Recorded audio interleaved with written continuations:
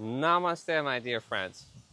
Well, I'm very happy to be with you, and at the same time, I wish you would see this unbelievable beauty which is just in front of me. As I'm back on my island, and I'm sitting on a mountain with a beautiful view, and maybe I'll add it at the beginning or the end of the video, one of them, how it looks like from here. So, just want to share with you some interesting wisdoms, and for today, one of the things which I will share, I had right now a wonderful meeting with a friend, well, a new friend. We met just a couple of weeks ago for the first time and had a beautiful spiritual connection. The person is already for a long time on his spiritual path. I would say over 34 years, the person is studying the Veda books, is a vegetarian and focusing on discovering important things about the structure of life, universe, spirit, and the essence of spirituality. And I love to have such catch-ups because there are not so many people who are sincere for so long and dedicated to their path of discovery. And of course, with such people, we always have interesting and beautiful and deep dialogues, which allow to not to have certain high vibrational talks or open up topics from interesting perspectives.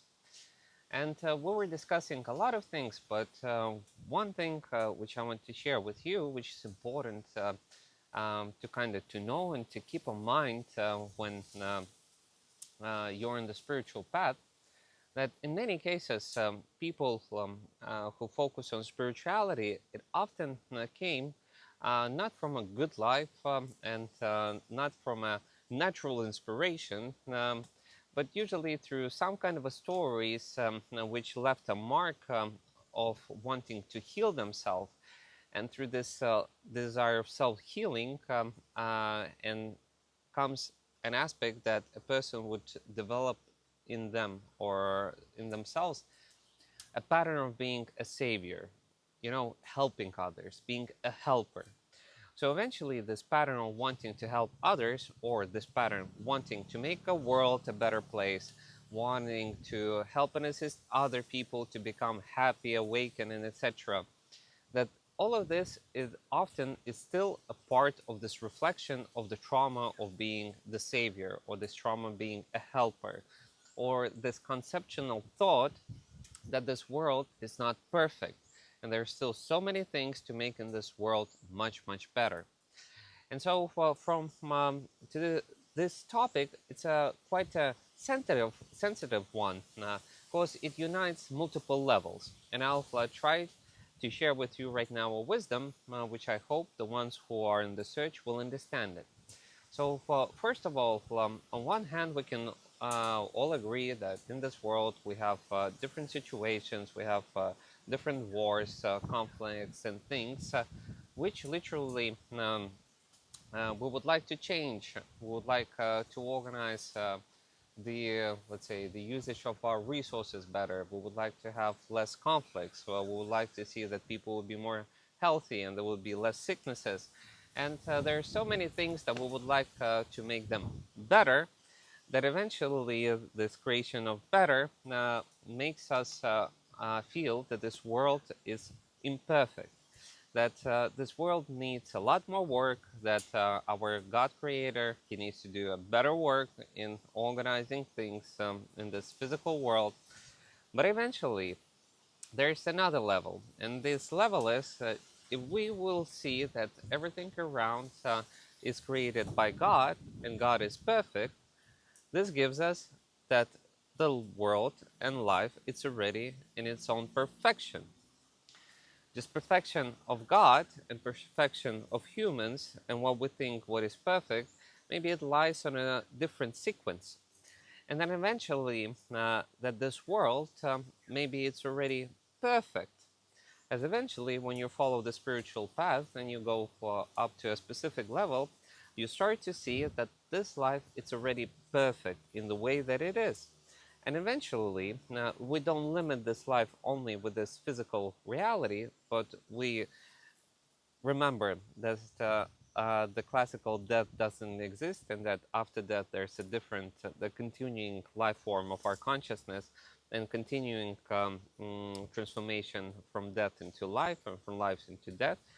And in the cycle, then we can understand that, like in a computer game, when we look on the computer game and we're in the computer game, it has its own world, it has its own values, it has its own resources, maybe weapons, maybe monsters, maybe titles, and etc., etc., etc.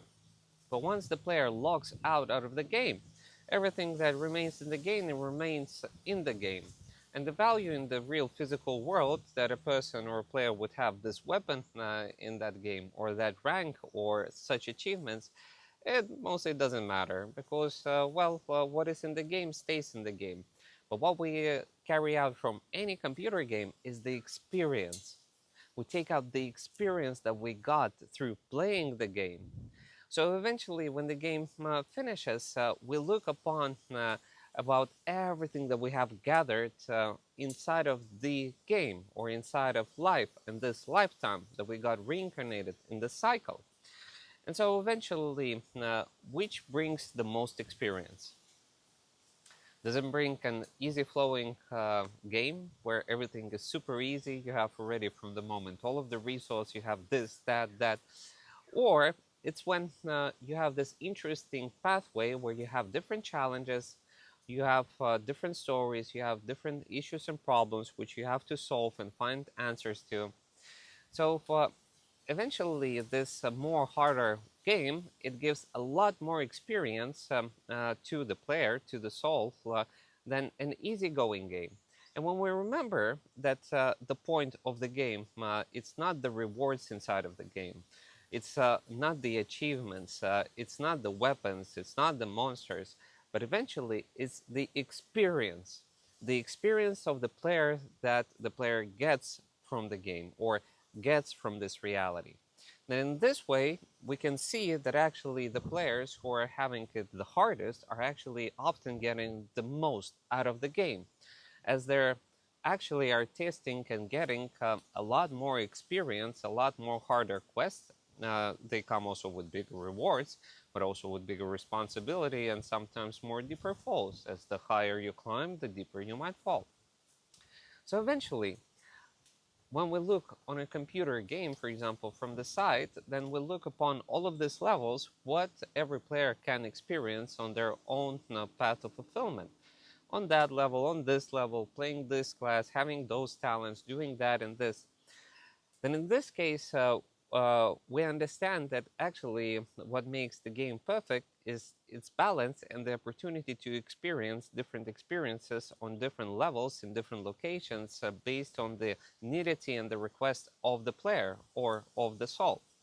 So eventually, once we see that, we will we understand that the game by itself it's perfect when it's in balance, and that even when a person is going through his level ups and he has challenges, that it's okay, and that somebody can go through the challenges, level up, somebody can go and gather resources, somebody can go for a PvP adventure, or a person versus environment adventure.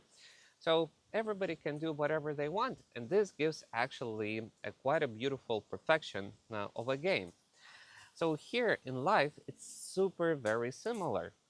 That if we will start to look on life, that it's not only about the finances, or in which house I live, or let's say how many likes I get, or how popular I am. Eventually, it all comes down to, are you living the life that is valuable for you? And I can tell you that every person in this world is located just there where they have to be right now. Because if a person didn't have to be there, the player would stand up, do actions, and move to a different location and move themselves to a different reality, different people, different adventures. But if the player, is that specific spot where they are, this means that they're experiencing exactly that what is valuable for that person. It means that that person is right now going through a quest, going through a challenge, which is important for that person to acknowledge and to discover for themselves. And through this, we can see that every person of that reason is on their perfect location. And even though that the person might be located in their reality and thinking, oh, somebody has it more beautiful, who is popular or has money or has power, but in truth, people that already went there and got that power, popularity, and let's say finances, or they find out that there are other problems there. And that eventually was an illusion, thinking that if, well, I'll reach it, everything will be so great and super, and everybody will love me, and I'm gonna have a great family, and I'm gonna have great relationships, and blah, blah, blah, blah, blah, blah. So eventually, in every point of studying this reality, we're receiving that experience which is truly valuable for me. This means comparison of ourselves or our reality with other people is disrespectful towards ourselves and towards other people. Everybody are unique. Everybody are getting what they need to get. And this is why life is perfect. Maybe it's not perfect from a human concept, how it should be and what it would be, but it's perfect from the aspect of the study of the soul. We understand that this is a game, first of all, not for the matter, but for the spirit and the soul, then this game is perfect and everybody are receiving that experience what they need. And trust me, karma exists, and after death, many will see their actions and the results, or their non-actions and the results of that. And they will, everybody will pay their own price. And everybody who are also doing black magic, or they're thinking that they're so smart that they can play around with the structure of life and they're more wiser. Everybody gonna have their own personal acknowledgement on how everything works. And for that reason, if you have a feeling inside of you that this world is imperfect, you actually are just lighting up for yourself that there's something inside of you that you want to heal. And it's not connected with the surrounding people, it's connected with your own soul, with your own essence. So every time when you meet a person or you have a strive of going to help somebody on the outside, just know that it's a reflection of that what you carry inside. And that the help is needed, first of all, not towards the people or the surrounding reality that is explaining the brain that you need to go and help. But actually, it's all connected with our inner life, and that actually our soul is requesting something. It's telling us something, what is important for us to go and to discover. Once you heal yourself, and once you're in harmony with yourself, then you will truly see that everybody are there where they need to be. Everybody are experiencing that what is available for them to experience.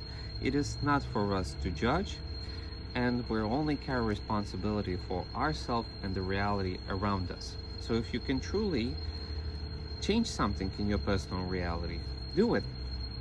But if you cannot do that, for example, on a global scale, you cannot carry responsibility for a whole nation or for a whole culture or the whole humanity. That's irresponsible. Why? Because when you carry responsibility for everyone, you're not carrying for actually responsibility for anything, and includingly yourself. People who want to save the world, in many cases, they are not taking enough of responsibility of taking care of themselves.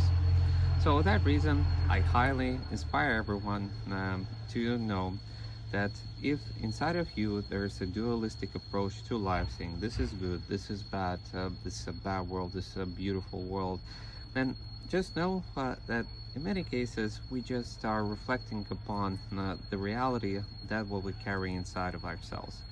You want to see a more perfect world? Well, just focus on creating a more perfect harmonic world with yourself, inside of with your soul, and you'll see how it will expand and create all around you a beautiful reality which will continue to unfold in the harmony that is inside of you. What is inside of you, that is what is being reflected outside of you. Always remember that.